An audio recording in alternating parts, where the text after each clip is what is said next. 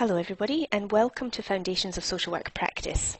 My name is Hilary Gallagher and I'm your course convener for this trimester. So it's lovely to meet you all, and I'm looking forward to getting to know you better through the discussion board, emails and finally at the intensive at the end of the trimester. So as you're here listening to the first lecture, you have navigated the Learning at Griffith site. Well done. It's really important that you can get your head around that as soon as possible, because the discussion board, the modules and the lectures are all very and all link to each other, and they build on each other as you go through the trimester. You might also be meeting with your fellow students on the discussion board, and as well as some of the posts being assessed, it's also a great place, as I said, to link the knowledge, learn from each other and start to build your network of students and contacts and hopefully friendships as well. Now, this course is based on the textbook here, The Road to Social Work and Human Services Practice by Leslie Chenoweth and Donna McAuliffe. We're actually really lucky to have Leslie and Donna in our school and at Griffith, and I'm sure you'll meet them over the course of your degree. Not only are they very distinguished academics, but they're also very experienced practitioners, as are all of the academics here. So we've got a wealth of research, authors, practitioners, so please come and get to know us, ask us questions, and we'll share as much as we can with you. So the textbook is going to take you through this course. So we'll have a series of lectures based on the different chapters from the textbook, and you'll come across them through the 5 modules as you progress. Please take time to pause and do the activities. We've got some activities written within each module, and there's activities in each slide. So it's up to you when you do them, but I would highly encourage you to do them because they are very beneficial for adding to your learning. So the aims of today. So my aims are to introduce the concept of students as emerging practitioners. So as you're here enrolled in Foundations, you are working towards graduation when you will be practice ready. So at the moment we say you're working towards being placement ready, then you're working towards being practice ready. But the whole concept of social work is based on ongoing learning. So from this point on, you're looking towards being a professional social worker. We also want to look today at the motivations for why you came to social work and human services. What brought you in? Was it life experience? Was it something, a burning urge for social justice? Is it because you've seen what social workers do? So we'll explore that as we go through today. We also want to clarify basically what social work is and what it does. And as social workers use themselves as sort of tool, as it were, we really want to explore what knowledge and skills you bring into social work. What do you think about the world? What are your values? And how will that impact you as an emerging social worker? So, some suggestions for making the most of the educational experience. I think, as we've already said, social work is it's about ongoing learning. So maintaining an open mind is essential. I think one of the hard things about social work is if you imagine the scope of social work, we can never know it all. So it's always really important that we keep an inquiring mind. We think about what it is that's out there, what we're presented with, what theories we're given. We examine how we use them, and we continually learn and keep that open mind. Prepare to be challenged. Social work is challenging. It's challenging being a student. It's challenging, you might be changing career, or you might be looking for social work to further your career. Wherever you are in that journey, social work will challenge you. And I think if you're not challenged, then I guess it's would wonder why. Because I get challenged.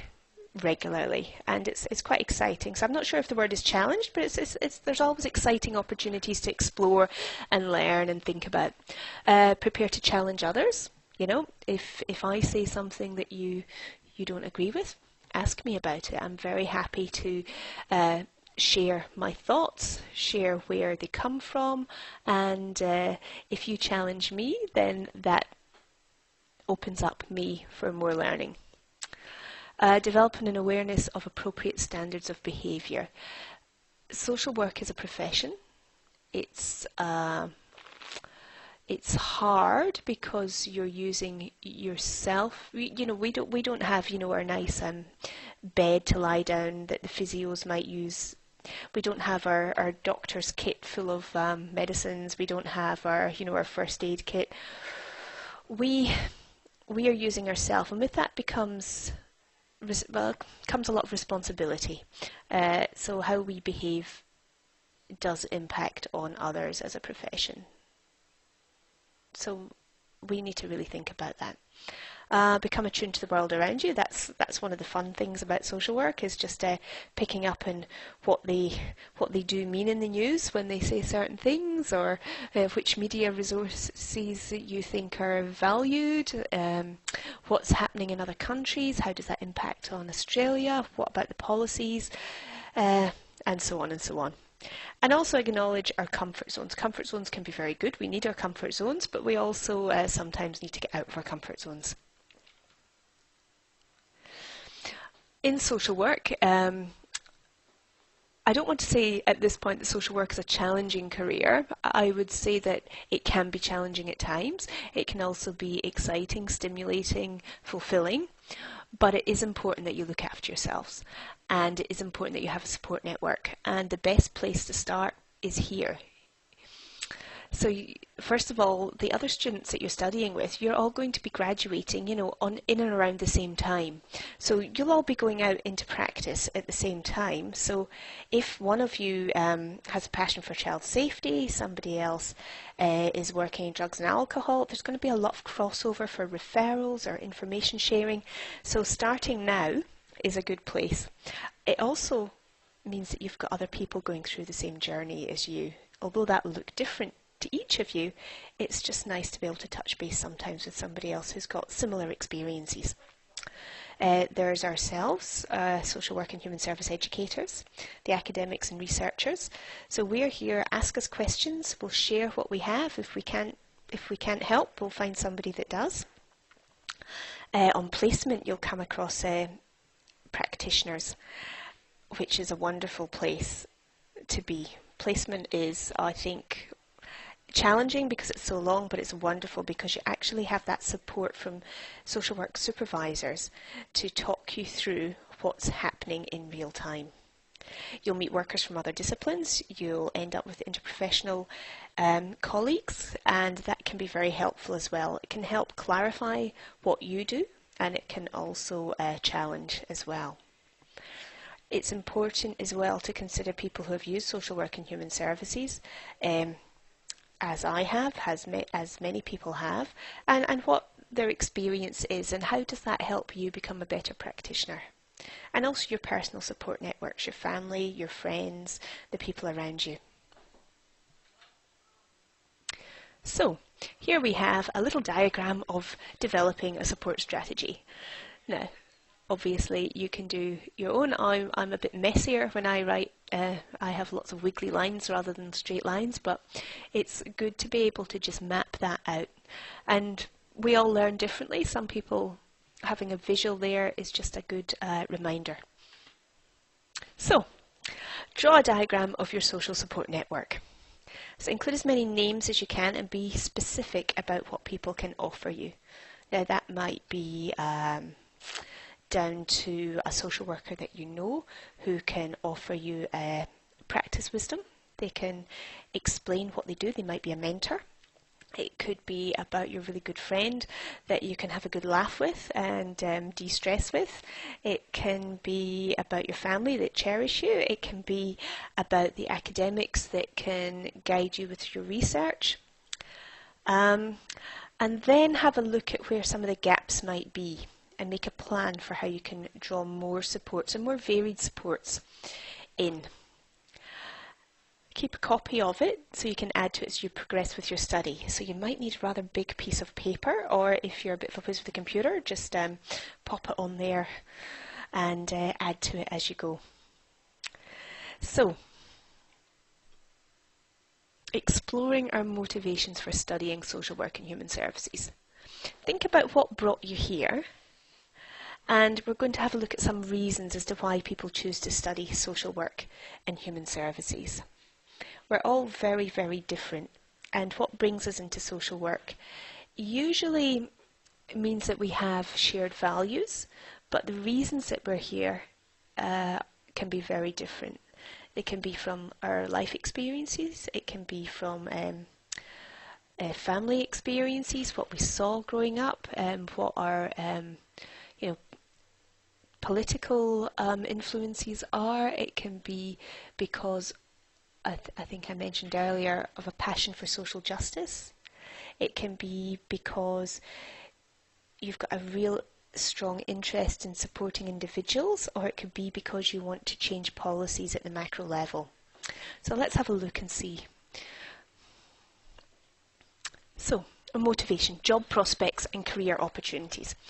Well, I think that was my dad's reason for supporting me to get into social work. I think he was worried that I might drift off because I did an honours degree in physics. Probably realised physics wasn't for me because it was very much it was getting into the imaginary world, things that you would guess were there but you weren't quite sure you could prove them yet. And I actually missed talking to people. So I did various jobs for the social work department in Edinburgh, and then decided that I would head off around the world travelling. And I think my dad had a slight angst about that. So when I came back, there was a prospectus for Edinburgh University with the qualifier at the time was a diploma in social work with a research master's. And my dad was strongly encouraging me to apply. And it matched what I had seen travelling. So we sort of realigned at that point because some of my experiences travelling made me really aware about social justice issues. So what do you know about specific job prospects for social workers? Are there different opportunities for people with a human services qualification versus a social work qualification versus a psychology qualification? Have a look on SEEK and the AASW. So the AASW is the Australian Association of Social Work, and they have a wonderful website which has a lot of things on it, and they also discuss job opportunities as well. Have a bit of an explore and start to think about what job you would be able to apply for after graduation and that you would like to apply for after graduation. So motivations, job prospects and career opportunities. Now that is probably going to be a motivation for most of us because we unfortunately do need money to live. However, it's probably for many people not going to be the be-all and end-all, because social work, although it can be well paid, it isn't the most well-paid job in the world. Influence of role models. So have there been people in your life or figures from history who've influenced your choice to become a social worker or to work in human services? So what did they say that made you consider that this might be a worthwhile path? So I guess if you think back, even back to what you were reading and what captured your imagination as a child, were you influenced then by role models, or did you actually meet somebody who was doing a job? I remember one student telling me about, this was a long time ago, so you won't be able to identify them, just the fact that the social worker that they met in the hospital who was working with their family was the person that really motivated them to become a social worker. And then there's other people who have said that their experience perhaps as a refugee and how they were treated, whether that was good or bad, influenced them to become a social worker. So have you seen social workers or people in that type of role before? So what's another motivation? Influences of popular media.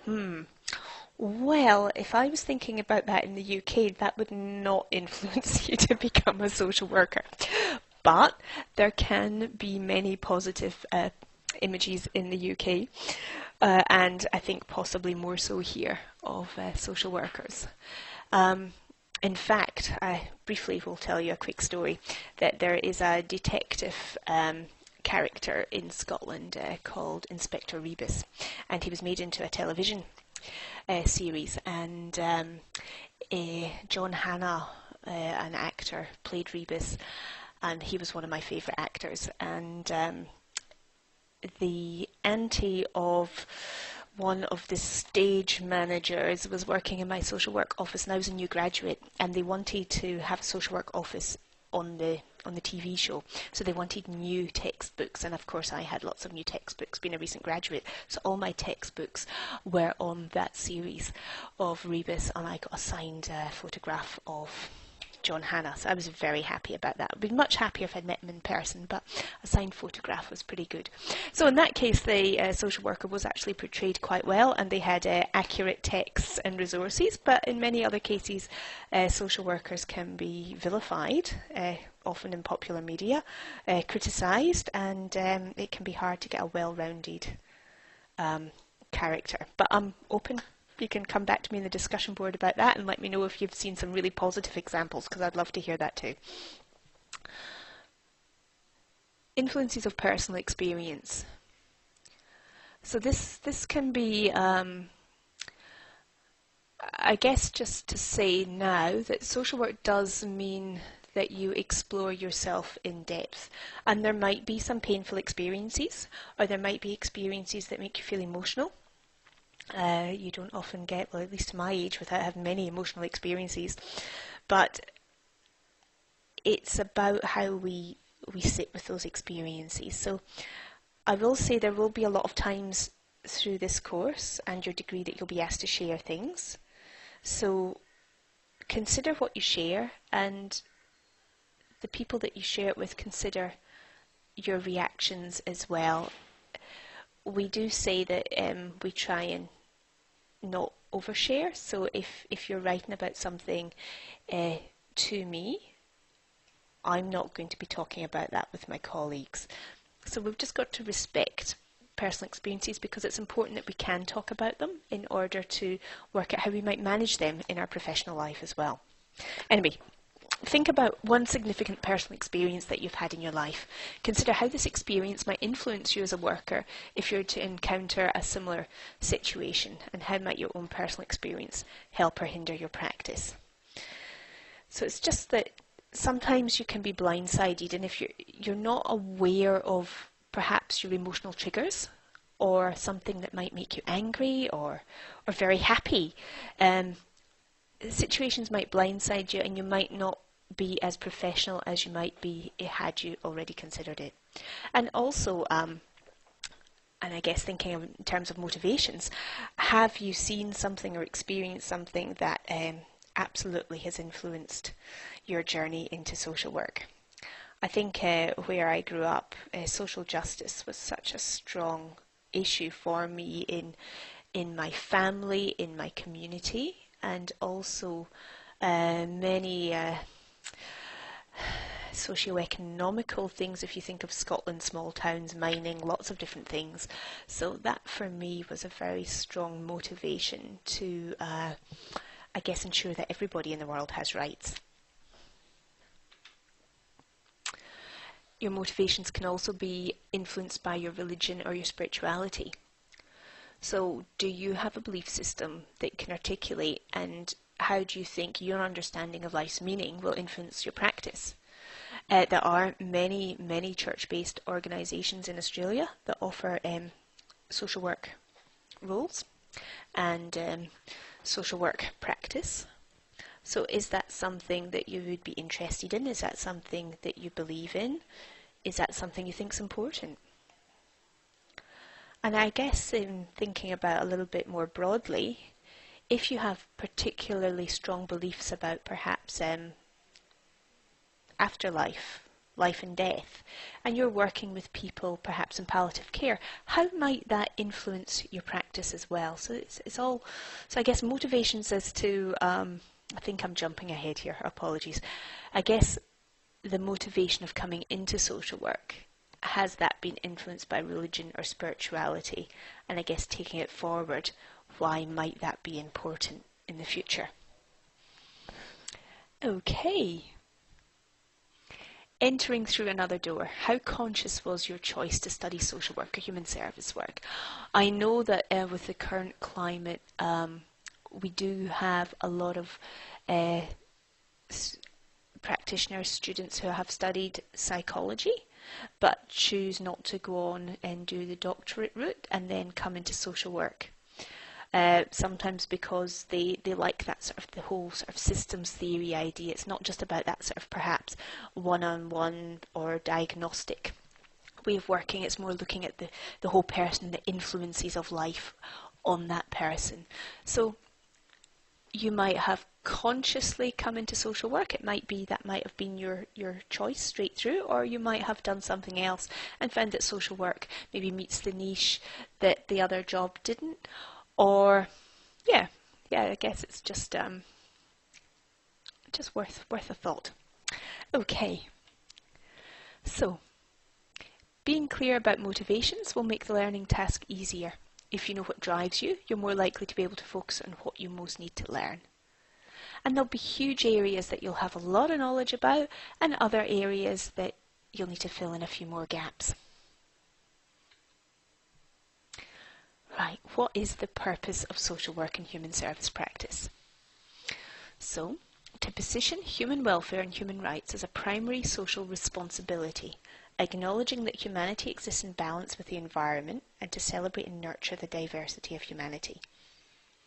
I like that one because that's looking at the individual in environment and looking at humanity as a whole and acknowledging diversity, but also the need for equity. Social workers and human service practitioners are charged with the responsibility of bringing to public notice the values, attitudes, behaviours and social structures, as well as the economic and political imperatives that cause or contribute to the oppression of human welfare and rights. So that's a big job. So we're looking, perhaps, if you look at the individual, working with the individual, we're also acknowledging what are the impacts on that individual. Why are they in the situation they're in? What has impacted on them to mean that they're at this point in their life? And what can we do about it? What's our responsibility in making change?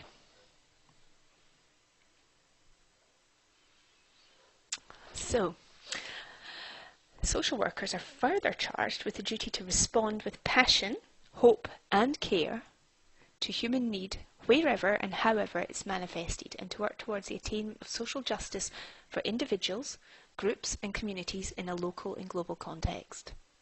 Big job. Now, we're not saying you have to do this in every moment that you're a social worker, but if you start, if you're looking at an individual, it becomes second nature to then question what's happening for that person. Where do they fit within their family, their community? Where do they fit within the bigger picture? What's happening within the bigger picture that's impacting on that person? And to respond with passion, because sometimes being an agent of change needs a lot of passion, hope and optimism, and care and compassion. And I think I really like these definitions. I think they're quite beautifully written. So how would you define the purpose of social work or human service practice at this point? Write a sentence that captures your definition. And I would keep that sentence and perhaps see how that fits at the end. And that's quite a nice reflection as well, because in social work we're always sort of considering what we know, what we don't know, and how we learn. So yeah, I think quite often people use the word help as well. So think about if you are thinking of using the word help, think about What do you mean by that? What do you mean by help? Okay, moving on. Domains of practice. Social work can encompass a lot of different things. As we've talked about briefly, it can be about working one-on-one with individuals. It can be working with groups of people. It can be working within social policy. We might be leading an organisation, managing groups of people. We could be working with families or working in partnership, linking people to other organisations. We might be working in the community, in community centres, in communities overseas. Research and evaluation. What works? Why does it work? Does it work well? And education and training. How do we make the best emerging social work practitioners we possibly can? So, we'll go through these. Working with individuals, also known as social casework, direct practice, clinical practice, case management. And it's underpinned by a range of theories of human development and behaviour, interpersonal helping, communication, and has a focus on therapeutic relationships. So, for example, taking on a case management role with an older man who's been long-term unemployed and assisting him back into the workforce. Or it can be perhaps working with individuals in a hospital. It can be working with individuals through a therapeutic counselling relationship. So many examples of working with individuals. And I think some people come into social work with a clear idea that that's what they want to do, and others not so much. I find I'm more of a sort of a community groups person, and we'll talk more about frameworks for practice and interests as we go. And you'll see there's lots of different types of social work as we move through the next few slides. So work with families and partnerships. So this includes things like family support, family therapy, couple counselling, dispute resolution or mediation. So that's about the dynamics of relationships. And it can be quite complex. So different skills for different obviously domains of practice. But if you work individually with somebody, and then you've got 2 people that you're working with, then 3, then 4, then 5, and then all of those interacting relationships and dynamics, it's fascinating, love it. Okay, so here's an example, working with a family that's been granted refugee status to settle them into a new community. So just imagine what that might look like. You know, so where did they come from? What did they experience? What's the community like? Do they speak the language? Who speaks the language? What are the domestic family relationships like within the family? What are the stressors? What's needed? Lots to think about. Group work. Different types of groups for different purposes. This one needs skills in group dynamics and knowledge of group formation and termination. And we'll actually come to putting that into practice at the intensive, because you'll be in groups in the intensive, and we'll actually do our own bit of group formation as well. And sadly, at the end of the intensive, we'll have to disband our groups. And that can be quite sad if you've worked in the group for the whole of the second week. So, examples here, establishing a support group for young mothers, facilitating a focus group to explore the needs of families who care for a person with a mental illness. So quite often groups have a similar purpose. So it can be groups of carers, groups of people who've experienced mental health issues, people who have been using drugs or alcohol. So quite often groups have a combined focus. Some groups don't. That can be a bit more challenging, but interesting again. Now, this is one of my favourites, community work, also known as community development, community capacity building and social action. In fact, I think one of my job titles was a community capacity builder, so I really enjoyed that one. This requires a range of skills: social networking, resource and needs assessment, group facilitation, media and politics. And it can be local, national or international. So an example here is assisting a local residents' action group to petition government about industrial pollution. One of my very first jobs in Australia was as the community capacity builder, and I was given a little scrap of paper. and on it said dance group, youth group, skate park. And my job was to go and work with the young people in the community to work out what they actually wanted. So it was coming from that grassroots, so the actual community saying what they wanted, and my job was to facilitate what was most wanted, needed, and would fit obviously with community capacity building strategies. So we ended up from that tiny scrap of paper with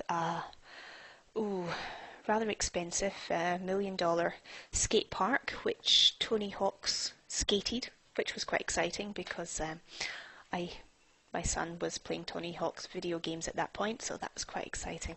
Anyway, I'm digressing. I do like my community work, sorry. Okay, social policy practice. This is another domain of practice. So this needs an understanding of welfare policies and the interconnectedness of social systems. It's got a very strong focus on social justice, and again, can be local, national, or international. Essential, absolutely essential in social work. Not all of us. I mean, I have done some social policy work, and it was exceedingly satisfying in the long run, but very slow in the short term. It was around domestic violence, and we got the results in the end, but it took 5 years. And I think this one can take persistence. It can take, and it can be done in many, many different ways, because you can be an activist, or you can actually work in government and slowly over time rewrite policies and systems, but the focus is on social justice. So an example here, revising organisational policies about responses to workplace bullying. So there you go, that's quite a nice concrete piece of work that can be done, and some of you might actually get the opportunity to do things like that on placement, which is good as well. Okay, research and evaluation. Another important area of social work. So this is necessary for evidence-based practice. So evidence-based practice basically means that whatever you're implementing, somebody has done it before and has evaluated how well it is done. And it's also important that we have practitioner research. Research shouldn't just be based in academia, because it needs to be done with a knowledge of what the needs and the issues are. So it's really important that all practitioners are involved in research at some level or another. Okay, examples here: evaluating the effectiveness of suicide prevention programs, or testing the hypothesis that family breakdown can contribute to juvenile delinquency. Now again, you might get the opportunity, I know many students have had the opportunity to do some research and evaluation on placements. That's another thing that you might want to think about. So, organisational practice, management and leadership. So, many of you will be currently or will become managers in human service organisations. And that can include staff recruitment and supervision, training, budget responsibility, service evaluation, funding negotiation. And you need good skills in organisational management. So, if this is where you are, or this is where you're heading, particularly on placement, spend time in supervision and reflect on how well supervision is going and what you can take from that into the future for yourself. Okay, an example is managing a government funding programme for community agencies that provide gambling support services in rural areas. So it can be about managing programmes, or it can be about managing individuals. So many skills required there as well. Education and training. Encourages specialisation and development of expertise, often negotiated on a consultancy basis, and provides educational opportunities. So that can be my job here. It can be providing specialist workshops. It can be about staff training. It can be in-house. It can be out of house. It can be through TAFE, university, private organisations. Again, many different ways of doing that. Okay. Now, one of the things that we've touched on, excuse me, I'm just going to have a little drink of water. we talked about what knowledge you bring into social work. So, tools that practitioners may use are emotional resources. So that's about relationships, it's about insight, compassion and social engagement. And that's where we need to use empathy in a purposeful, deliberate and effective manner. So practitioners who have well-developed empathic responses are able to engage authentically with clients. And they have a sense of self as separate from other and can avoid emotional enmeshment. So there's quite a lot in there to unpack. But really, what we're doing in Foundations is just really getting to know yourself in depth. Look at those skills in building relationships, and again we'll actually put a lot of that into practice in the second week of the intensive. And you're doing that already on the discussion board. You know, you're listening respectfully to each other, you're making points, you're thinking. And so relational skills are very important. And what experience have we got in relational skills? How do we use ourselves already? And what's happened to us already? And I think it's about engaging authentically. Now, we can have a lot of discussion about that because, you know, we are professionals. We can't love all of our clients. We may not like all of our clients. So how can we have empathy? And how do we use that effectively? And how can we be authentic when you're meeting somebody for, you know that your funding is for 6 sessions? So how do you develop that authentic relationship within a slightly sort of artificial professional framework? Okay. It's important to note, most social work and human service jobs cross a number of domains of practice. So if we look at all of those things like research, evaluation, education and training, community, individual work, group work, you probably won't just be doing one of them. There'll be a whole range of different things that you'll be doing in your profession.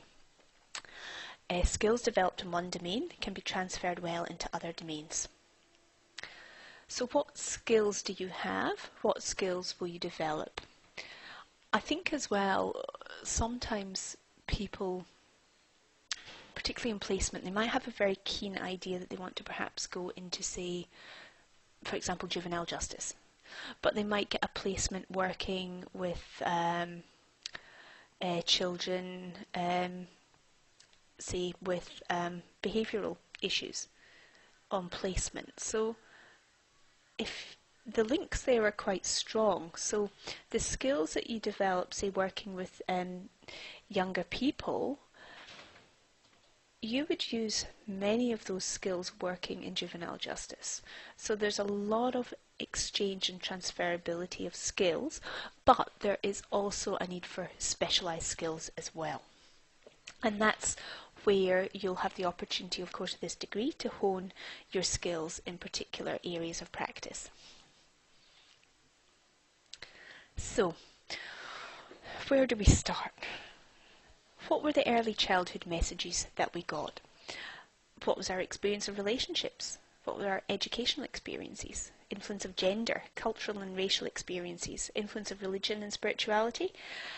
And how are we going to transfer all of that knowledge, values, attitudes and beliefs? So just take a bit of time and think about this.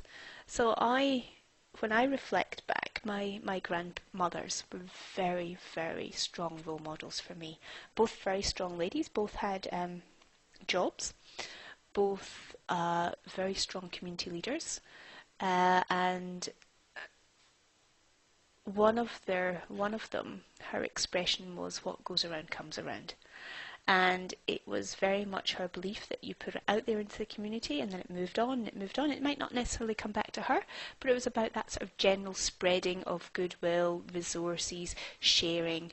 And they were both very influential on me because that was about very much the fact that they had careers, they were leaders, they were very compassionate and very community minded. So those sort of messages were instilled in me in a very young age, which probably contributes to my love of community social work. So who are you as you move towards a career in social work or human services? And what influences have shaped who you are and how these might impact your future practice? I think this is the exciting bit, because this is we're here to support you in this journey. We're here to share knowledge and skills. We're here to explore values. We're here to share what the social work values are. But this is about you. You as a kind of, in a way, a subject of your own research, as you think about how you're going to work towards that social worker hat. And yeah, it's an exciting time. Anyway, we've come to the end of our first lecture. I've enjoyed talking to you. I hope we might develop some of these threads on the discussion board, and you can tell me some of your thoughts as well.